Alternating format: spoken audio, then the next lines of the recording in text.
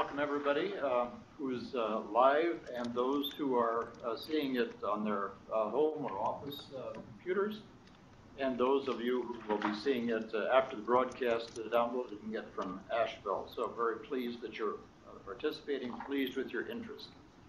My colleague, my friend, Ron Johnson, psychologist in Madison, Wisconsin, a good buddy. Ron and I spend a lot of time together regularly over breakfast discussing this very topic, and we have learned greatly from each other. As you will see in the course of the day, we are different, but we get along. Now, Ron, who am I? I don't know, you're introverted. I haven't figured that out. It took 10 years. Okay. I do feel like I'm a bit of an interloper here as a psychologist, not a Jungian. I came in the back door through the Myers-Briggs type indicator, fell in love with it, changed my entire practice, and continues to augment what I do. So Boris is really the authority in things Jungian. I hope to add a bit to this, but what I sort of like to say, just an introduction, is that Boris, the more I've been thinking about this, the more I think that what I bring to the table and what you bring to the table overlap a bit, but they're actually quite different. So I'm looking forward to what you have to say. Okay. So I'm Boris Mathews, as you know. I'm currently the Director of Training and the Analyst Training Program in the C.G. Jung Institute of Chicago. Now, as Ron said, there are differences, and you will see those differences today in the presentation. Jung published Psychological Types in 1921, and it has subsequently become a very, well, let me start that over again. Subsequently, it has been taken up and developed by people who are involved in the Myers-Briggs Type Indicator, MBTI. It's my contention that various things that Jung emphasized have gotten lost. Now, some of this is going to be familiar to those of you who work with the Myers-Briggs. Okay, some of this may not be familiar because what I'm going to do today is pick up some of Jung's original ideas, and especially I'm going to focus on introversion and extraversion, terms that have become popular in the culture, but I'm afraid have lost some of the precision of meaning. So our program today then, as you see from the handouts that you all have, and parenthetically, you will need to work from the handouts. We're not doing two signal feeds from Chicago to Asheville. It's technologically simpler that way, and does not impose upon our technological hosts, or tech hosts.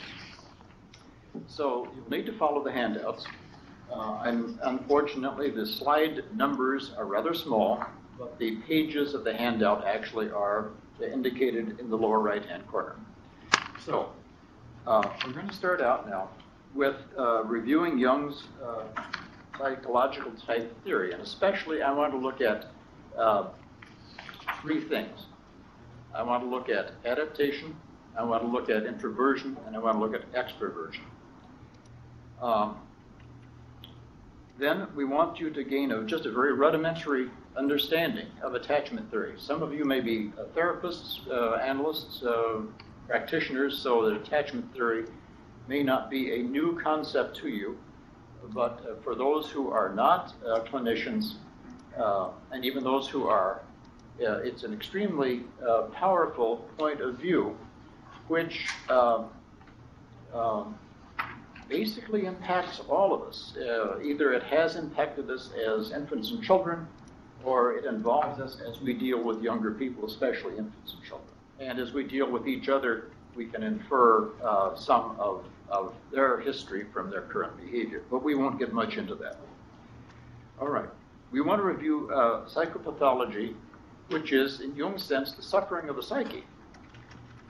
But that will be more focused actually on the borderline personality disorder, which we think, Ron and I think, does definitely have to do with the issue of psychological type preference.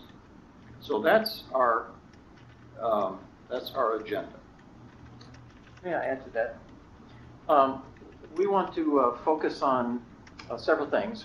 We want to make a proposal right off the bat that we think that attachment problems are the source of all, if not at least most of the problems that we have that we call psychopathology.